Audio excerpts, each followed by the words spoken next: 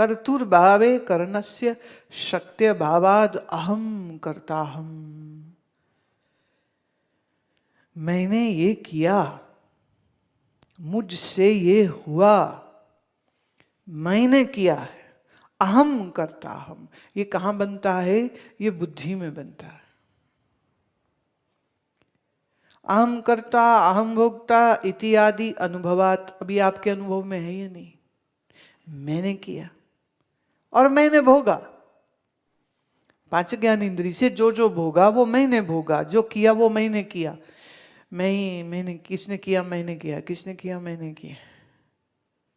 ये मैं बुद्धि के साथ जुड़ी, मैंने बुद्धि को ही मैं माना, मैंने आत्मा बुद्धि ही है, ऐसा मानने वाले जो बौद्ध हैं, ये उनका विचार। और हमारे भारत में मीमांसकों का एक वर्ग है, one school of thought is of मीमांसक। तो मीमांसक ये कहते हैं कि ना जीना, न देह, न इंद्री, न मन, न बुद्धि, ये अज्ञानी आत्मा है, सब नेरा है, सब अज्ञानी अज्ञान है ही नहीं कुछ यहां पर। वह अज्ञान को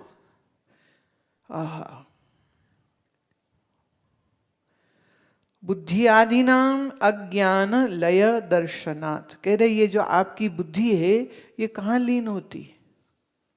सुषुप्ति में। सुषुप्ति में क्या है? अज्ञान। दूसरा, अहम अज्ञान, हम अज्ञानी इति आदि अनुभवात च।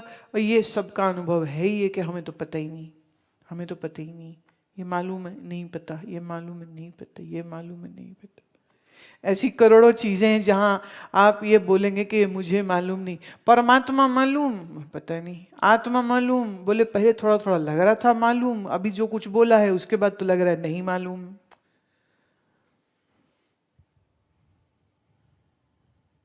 तो बोले ये नहीं मालूम ही आत्मा।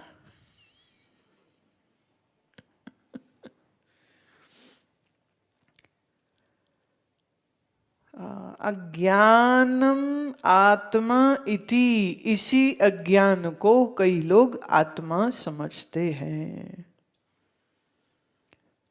बटाहतु प्रज्ञान घन इव आनंदमयी।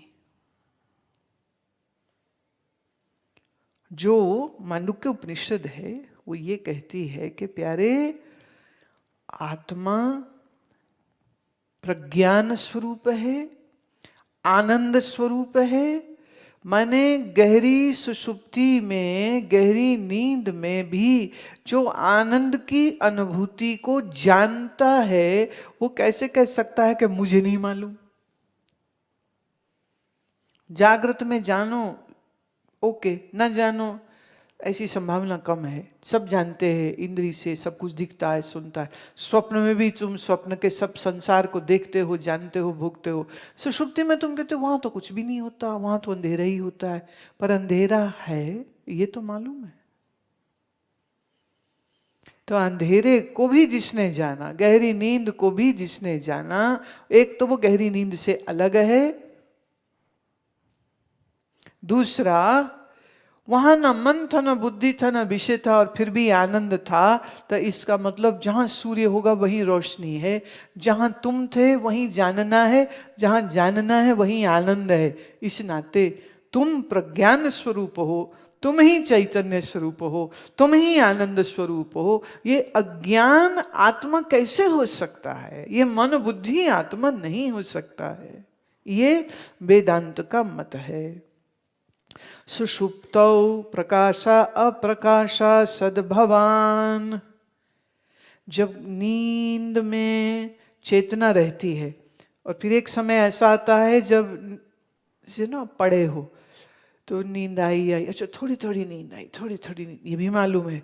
और पूरी नींद आ गई और पूरी बेहोशी होगी, ये भी मालूम है। नहीं मालूम? ये आपके अनुभव में है या नहीं? थोड़ी नींद है, थोड़ी बेहोशी है, पूरी बेहोशी है, पूरी नींद आ गई। ये दोनों को जिसने जाना, मम अहम न जानामि इत्यादि अनुभवाच्चा। इस समय ना मुझे मेरा पता है, ना इस समय मुझे दूसरे का पता, ये भी आपका अनुभव है। तो अज्ञान उपहितम चैतन्यम आत्मा इति वदति। तो प्यारे, ये जिसने जानने और ना जानने को जाना वही तो आत्मस्वरूप है। वाह वाह। तो ये अज्ञान है, ये किसको है? अज्ञान को तो अज्ञान नहीं है। तुम क्या बोलोगे? अज्ञान मुझे है। तो तुम फिर अज्ञान से बड़े हुए या नहीं हुए? अब आप ज्ञान सुन रहे हैं और उतना उतना अज्ञान जा रहा है, तो इस ज्ञान से भी बड़े हुए कि नहीं हुए? न जानना जानना, प्रकाशवात अप्रकाशवात, दोनों अवस्थाओं को जो जानता है वह उससे भिन्न भी है, अलग भी है, और वो उससे महत माने बड़ा भी है। जब से शरीर जन्मा और आज जितने भी साल तुम्हारे शरीर की उम्र हो गई, किसने जाना ये शरीर का ये सब चेंज हुआ है? पहले बड़ा अच्छा दिखता था, अब नहीं दिखता। पहले अच्छा सुनता था, अब नहीं सुनता। पहले तो हम ऐसे खड़े हो जाते थे, अब पकड़ पकड़ के खड़े होते। पहले हम कुछ भी खा लेते थे, अब तो खिचड़ी भी हजम नहीं होती है। तो शरीर की इन चेंजेस को जिसने जाना, वो शरीर से भिन्न ना होता तो कैसे जानता? बच्चे थे तो मन की मान्यताएं अलग थीं, बुद्धि अलग थी, फिर मन बुद्धि बदल गई है। तो इस बदली हुई मन बुद्धि को भी जिसने जाना, वह जानने वाला आत्मस्वरूप हुआ कि मन बुद्धि आत्मस्वरूप हो जाएगा। तो वेदांत ये कहता है जानने वाला। अब इसमें थोड़ा एक और जो एक तर्क वो देते हैं, वो भी उसको भी श्रवण कर लें। वो कहते हैं अपरः बौद्धः असत इवम इदम अग्रा आसीत। कुछ बौद्धों का ये कहना है कि पहले पहले कुछ नहीं था और फिर सब कुछ हुआ, और आखिर में फिर कुछ नहीं हो जाता है। वो कह रहे अच्छा चलो मान ली तुम्हारी बात, पहले कुछ नहीं था, ये किसको मालूम था?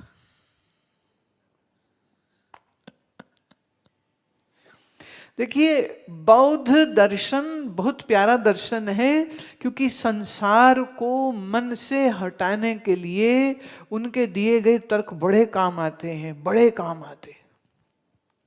पर जहां बौद्ध मत खत्म होता है, वेदांत वहां से शुरू होता है।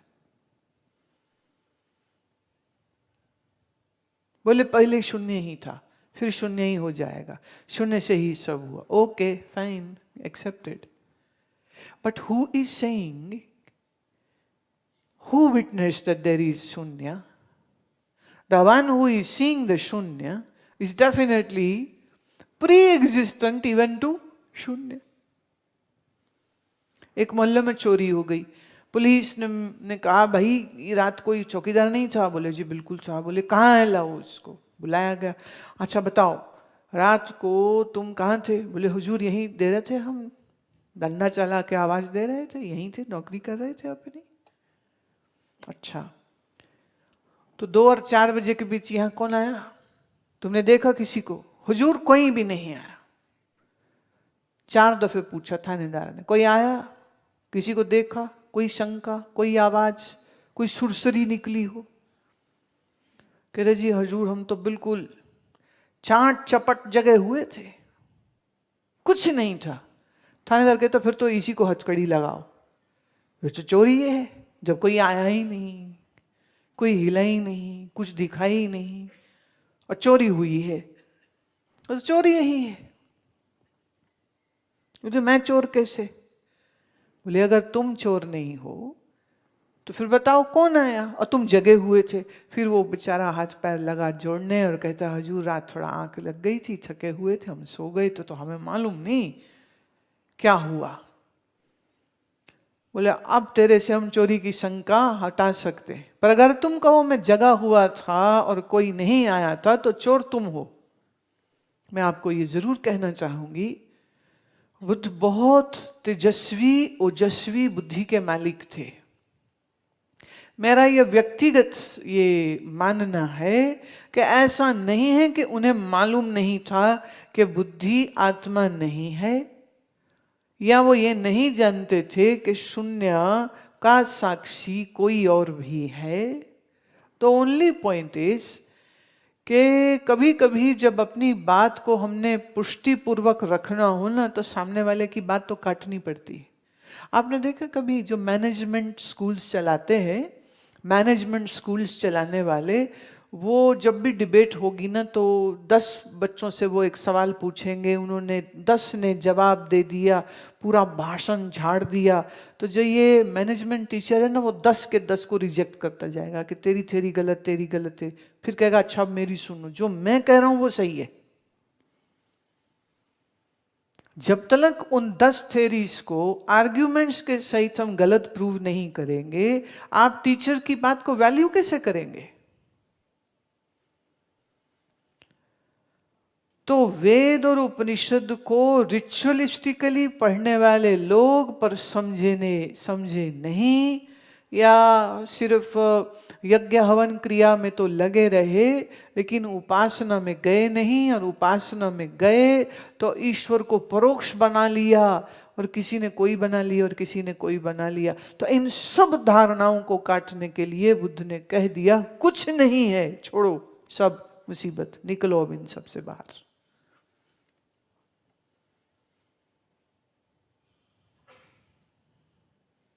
ऐसा नहीं कि वो जानते नहीं थे। फिर ये भी बात है कि जो उन्होंने उपदेश दिया, उस उपदेश के पीछे सुनने वाले, समझने वाले और फिर सिर्फ जिद बनाने वाले कितने लोग थे। तो मैं ये बहुत डीप डाउन हार्ड कोर वेदांतिस्ट होने के बावजूद ये बात मैं कह रही हूं, बुद्ध हमें बहुत प्रिय है। क्योंकि संसार को सत्य मान के संसार के पीछे दौड़ जो लगा रहा है, वो दौड़ हटाने के लिए बुद्ध के वैराग्य को, बुद्ध की संयमित साधना को कर कोई करता है, तो संसार सब शून्य है, फिर बस एक ही चीज बचती है, उस शून्य का आधार मैं ही हूं, नित्य शुद्ध बुद्ध मुक्त। बात खत्म हो गई इतने। संसार को सत्य बनाए बैठे हैं, अहम ब्रह्मास्मि कर रहे हैं, उनका कुछ खत्म नहीं होता। वो खाली वो क्या बोले ना, जग कौआ मुख चुंच ज्ञान वाली बात है कि कौए बन के कौए के चोंच में कितना आया, बस उतने ही शब्दों के ज्ञान को अल्टीमेट समझ करके, अरे हमको सब पता है, हमको सब पता है, हमको सब पता है, वो डायलॉग बोलता रहता। इसे कहते जग कौआ मुख चुंच ज्ञान। तो शब्द ज्ञानियों का अभिमान तोड़ना आवश्यक होता है। तो ये कारण मुझे लगता है कि ये जरूर रहा होगा। पर खैर, अब हम अपने विषय पे आते हैं।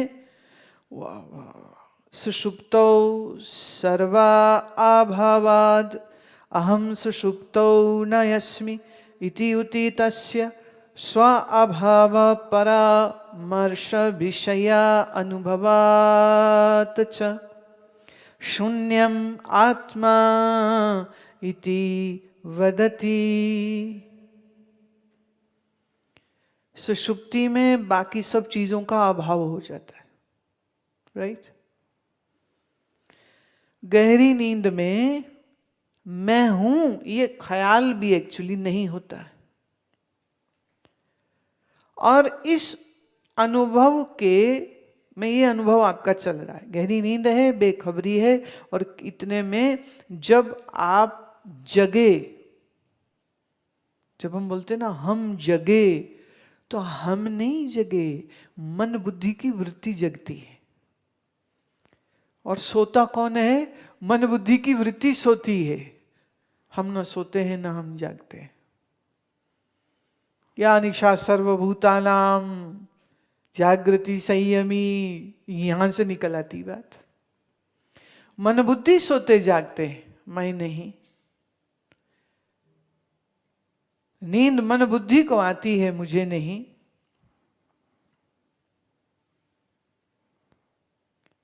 शून्यम आत्मा इति वदति। बौद्ध कहते हैं ये जो कुछ नहीं पता यही तो शून्य है, और यही शून्य आत्मा। बारीक बात है। अब ये सबका अनुभव है, गहरी नींद में कुछ पता नहीं चलता है, मैं कहाँ हूं ये भी पता नहीं चलता है। तो ये जो ना पता चलना है यही शून्य है, और यही शून्य ही जो है आत्मा होती है। लो जी, अब 132वें श्लोक में हम वेदांत का परिचय और वेदांत क्या बोलता है इस विषय पर उसको लेकर के आते हैं। इतेषां पुत्रादीनां अनात्मत्वम उच्यते। वो कहते बेटे से लेके शून्य तक, ये जितनी कहानी बोली ना तुमको, बेटे से लेके शून्य तक, ये जितनी कहानी बोली है ये सब ही आत्मा नहीं है। वाह। एतः अति प्राकृत आदिवादि भी उक्तेषु श्रुति युक्ति अनुभवा आभासेषु। बोले ये जितने तर्क दिए लोगों ने कि बेटा आत्मा है या शरीर आत्मा है या इंद्रिय है या मन है या बुद्धि है, ये शून्य है, बोले एक तो ये सब श्रुति विरोधी है, दूसरी बकवास बात है, और तीसरी अज्ञानियों के अनुभव को आधार बना करके आप सत्य का उद्घाटन नहीं कर सकते। सारे अज्ञानियों के अनुभवों को लेकर के भी वो ज्ञान की परिभाषा कैसे कर सकते? पहली बात। दूसरा, पूर्व पूर्व उक्ता श्रुति युक्ति अनुभवा आभासमानम। कह रहे हैं कि ये शास्त्र और आपकी जो अपनी ऑब्जर्वेशन है और आपका जो पर्सनल एक्सपीरियंस है, आपने उन सब चीजों को आधार बना के पुत्र से लेके शून्य तक को आत्मा बोल दिया है। उत्तर उत्तर श्रुति युक्ति अनुभवा आभासः। लेकिन हम अगर उत्तर पक्ष माने द डिफरेंट व्यू अगर हम इसका लेते हैं तो उसमें आपका अनुभव, आपने जो देखा, और शास्त्रों के उदाहरण तो हम भी दे देंगे। पहले उन्होंने भी दिए हैं ना, बोले हम भी दे देंगे, चिंता मत करो तुम। आत्मत्वा बद्धा दर्शनात्।